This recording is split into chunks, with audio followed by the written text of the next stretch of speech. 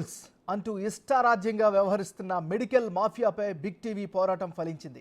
ఇప్పటికే మెడ్ plus pharmacy స్టోర్లలో లోపాలను big TV ఎత్తి చూపడంతో డ్రగ్స్ కంట్రోల్ అధికారులు పరుగులు పెట్టారు. మెడ్ ప్లస్ ఫార్మసీ స్టోర్లకు నోటీసులు ఇచ్చారు. మరి ఇంతటితో కథ అయిపోయిందా? మిగిలిన ఫార్మసీ చైన్ల సంగతేంటి? పెద్ద పెద్ద హాస్పిటల్స్ స్వయంగా నడిపిస్తున్న ఫార్మసీ స్టోర్లలో అయినా రూల్స్ ఫాలో అవుతున్నారా? దీనిపైనే పరిశోధన మొదలుపెట్టిన మా టీం అపోలో ఫార్మసీపై నిఘా పెట్టింది. మరి ఆ స్టోర్స్లో ఏం జరుగుతోంది? డేంజరస్ మెడిసిన్స్ ఎలా అమ్ముతున్నారు? అపోలోలో అంతా ఆల్ రైటేనా?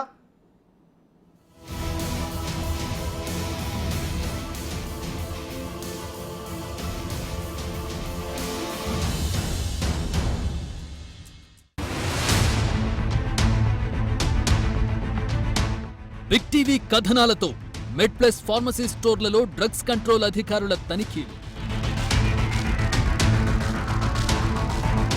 రూల్స్ ను అతిక్రమిస్తూ ఇష్టారాజ్యంగా మందుల అమ్మకాలు.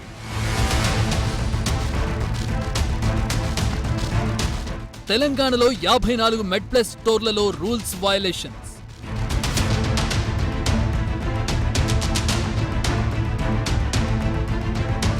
ఏపీలోనూ పలుచోట్ల మెడ్ ప్లస్ స్టోర్లకు నోటీసులు.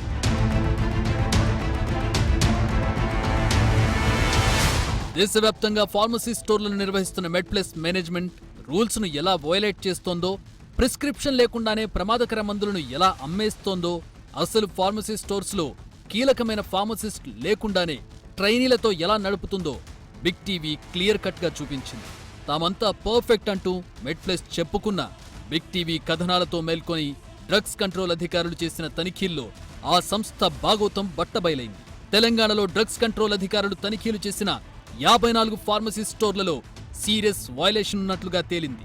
బిగ్ టీవీ చెప్పినట్లే చాలా చోట్ల ఫార్మసిస్టులు లేరన్న సంగతి డ్రగ్స్ కంట్రోల్ అధికారుల చెకింగ్స్ లో బయటపడింది.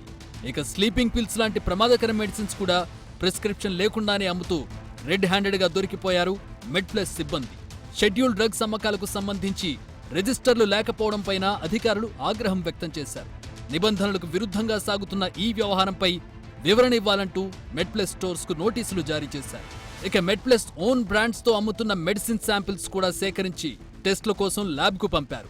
మెడ్ ప్లస్ ఇవ్వబోయే ఎక్స్ప్లెనేషన్, మెడిసిన్స్ పై రాబోయే ల్యాబ్ రిపోర్ట్ ఆధారంగా చర్యలు తీసుకుంటామంటున్నారు DCA DG Kamal Haasan Reddy.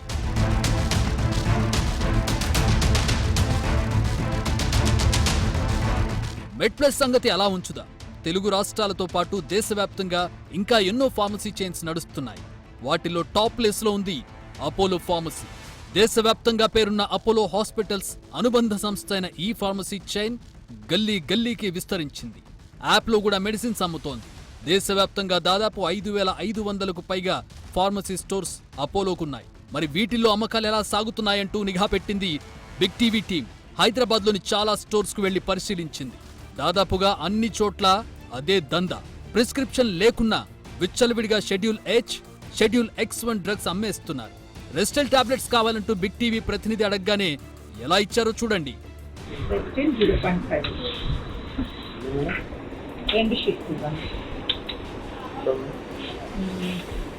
Injection లేదంటున్నా ఇంకోటి నికాడియా ఇచ్చారా? ఒక్క నిమిషం.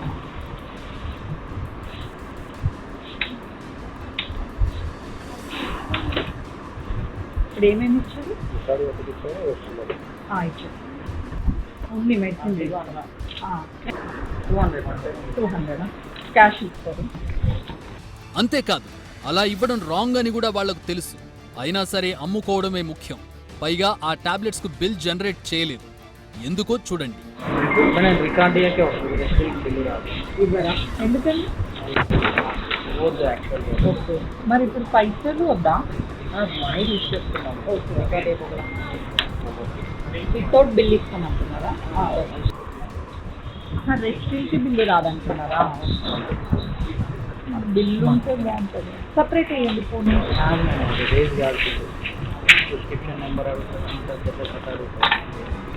మన దగ్గర ప్రిస్క్రిప్షన్ లేకున్నా అపోలో ఫార్మసీ స్టోర్లలో ఎలాంటి మెడిసిన్ అయినా కొనేయొచ్చు. నోటితో చెబితే ఇచ్చేస్తారు. లేదంటే వాట్సాప్లో మనకు మనమే టైప్ చేసుకుని చూపించినా సరే schedule H, schedule X1 medicines ను అమ్మేస్తారు. ప్రిస్క్రిప్షన్ కావాలంటూ ఏ స్టోర్లోనూ బిగ్ టీవీ ప్రతినిధులను అపోలో ఫార్మసీ సిబ్బంది అడగలేదంటే ఎంత నిర్లక్ష్యంగా పనిచేస్తున్నారో అర్థం చేసుకోవచ్చు. ఇదిగో ఈ స్టోర్లో అమ్మాయి చెబుతున్న మాటలు మీరే వినండి. మ్యాగ్నెట్ స్టోర్లో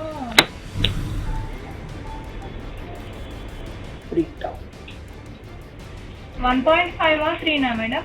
దోశ మళ్ళీ ఇందులో రాయలేదు. 3 అంట. 3 ఎందుకు రాకుండా రాలేదా? అయితే ఫోన్ అన్నారు. ఓకే 3 1.5 వద్దు.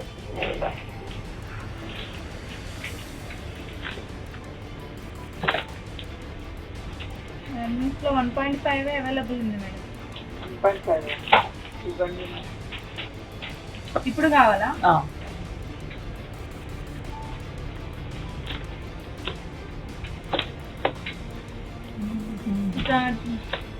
టైం పడుతుంది మేడం. ఇదే బ్రాండ్ కావాలంటే వేరే బ్రాండ్ లో అయితే ఉంది. ఇవ్వండి. అదే దోశ అయితే దోశ సేమ్ కదా, ఒకటే, కంపెనీ ఒకటి వేరే అంతే. పని చేయడం కూడా వర్కింగ్ సేమ్. అన్నీ సేమ్. ఓకే.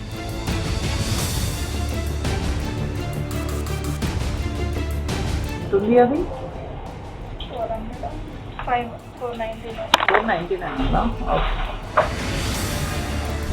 మెడిసిన్స్ విషయంలో ఏ డోస్ వేసుకోవాలన్నది డాక్టర్ డిసైడ్ చేస్తాడు. ఇష్టం వచ్చినట్టు డోసులు వాడితే రోగి ప్రాణాలపైకొస్తుంది. కానీ అపోలో స్టోర్లో సేల్స్ పర్సన్ చెప్పిన మాటలు విన్నారు కదా. మ్యాగ్నెక్స్ 40 ఇంజెక్షన్ 1.5G కావాలా 3G కావాలా అని ఆమె అడిగి 3G ఇవ్వమంటే అది లేదని చెప్పి 1.5Gనే ఇచ్చేసింది. పైగా ఆ బ్రాండ్ లేదంటూ జోస్టమ్ 1.5G వేరే బ్రాండ్ ఇంజెక్షన్ సేల్ చేసింది. ఇలా డోస్ ఏదంటే అది ఇచ్చేయొచ్చా? ఫార్మసీ రూల్స్ అందుకు అనుమతిస్తాయా? యాక్ట్ AKT ఉంది కదా. అన్నీ ఉన్నాయి. ఓకే. 4 అంట. AKT for 1 sheet, Combutal 1 sheet.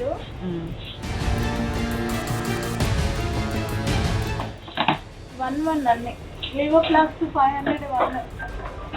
AKT 1.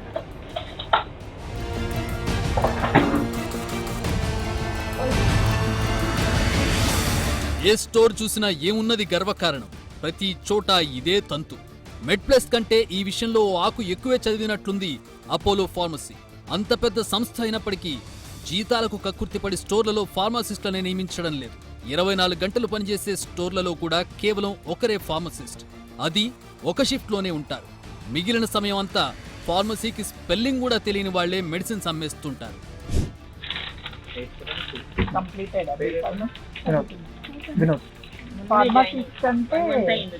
Pharmacist అంటే మిమ్మల్ని అంటారా? ఇతను కూడా సేమ్ ఒక్కరే ఉంటారు. షాప్ ఒక్కరే ఫార్మా. మరి 24 hours ఉంటుందా? 9 hours. మిగతా టైం మీరు ఉంటారా? షిఫ్ట్లు ఉంటాయి. 5 members ఉంటే ఫార్మసిస్ట్ ఒక్కరు ఉంటారు.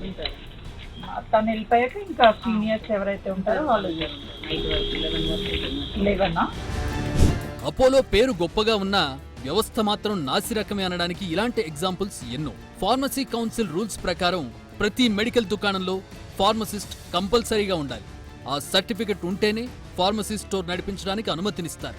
కానీ ఫార్మసిస్టులను పెట్టుకుంటే జీతాలు ఎక్కువ ఇవ్వాలన్న కారణంతో 10th ఇంటర్ క్వాలిఫికేషన్ ఉన్న వాళ్ళని ఫార్మసీ స్టోర్లలో నింపేస్తోంది అపోలో మేనేజ్మెంట్.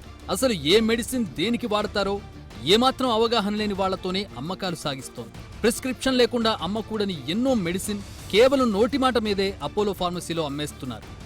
మీరేంటి బీటెక్? అర్థమవలేదు. 10th. ఓకే. వేకెన్సీ ఉన్నాయా అన్న? లాస్ట్ మంత్ ఏదైతే ఇచ్చినామో అదే కదా. సీనియర్ అవ్వాలంటే ఏం చదువుకోవాలి? ఎక్స్పీరియన్స్ ఉంది. అంతేనా? మీరన్నా ఎన్ని ఇయర్స్ చేస్తున్నారు? 5 years. హలో మేడం, ఏంటి మీరు బీటెక్కా? డిగ్రీ.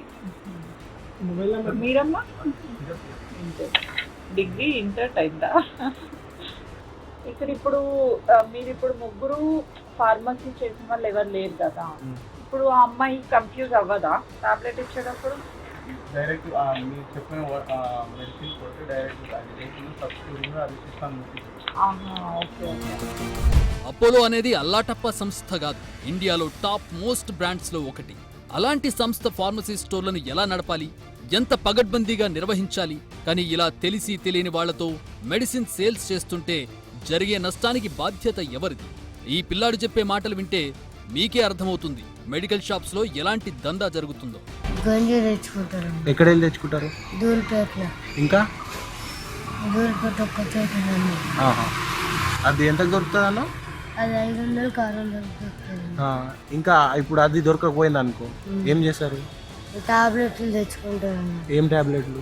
అవి మొత్తం టాబ్లెట్లు తెచ్చు. ఎక్కడ అమ్ముతారు అది? అది ఆ మెడికల్ షాప్లో అమ్ముతారు. గాంజా, ఇతర డ్రగ్స్ దొరకనప్పుడు ఫార్మసీ స్టోర్లలో దొరికే టాబ్లెట్స్, ఇంజెక్షన్లనే వాడుతున్నారు డ్రగ్స్ బాధితులు. రూల్స్ ప్రకారం ఫార్మసీ స్టోర్లు పనిచేస్తే ఇలా మత్తు కలిగించే మందులను విచ్చలవిడిగా అమ్మే అవకాశమే ఉండదు. ఎంతసేపు ఖర్చెంత, లాభాలెంత అని చూసుకోవడమేనా? ఫార్మసీ రూల్స్ ను పాటించాలన్న సోయి ఉండదా? అసలు ఇంత ఓపెన్ గా అపోలో ఫార్మసీ రూల్స్ వయలేట్ చేస్తుంటే డ్రగ్స్ కంట్రోల్ అధికారులు ఏం చేస్తున్నారు? ఎప్పటికప్పుడు తనిఖీలు ఎందుకు చేయడం లేదు? Schedule H1, schedule X drugs విచ్చలవిడిగా అమ్మేస్తున్నా సీరియస్ యాక్షన్ ఎందుకు తీసుకోవడం లేదు? అపోలో బ్రాండ్ చూసి ఆగిపోతున్నారా, లేక ఇంకేదైనా కారణముందా? ఇదేదో ఓ బ్రాండ్కు వ్యతిరేకంగా బిగ్ టీవీ చేస్తున్న పోరాటం కాదు, ఫార్మసీ స్టోర్ల వ్యవస్థలో ప్రక్షాళన కోసం చేస్తున్న పోరాటం, యువత మత్తులో చిత్తవకుండా కాపాడేందుకు చేస్తున్న ప్రయత్నం. ఇప్పటికే say no to drugs campaign నిర్వహిస్తున్న బిగ్ టీవీ మిగిలిన ఫార్మసీ చైన్స్ పైన నిఘా పెట్టింది. విచ్చలవిడిగా మందులు అమ్ముతున్న మరికొంతమంది గుట్టును త్వరలోనే రట్టు చేయబోతున్నారు.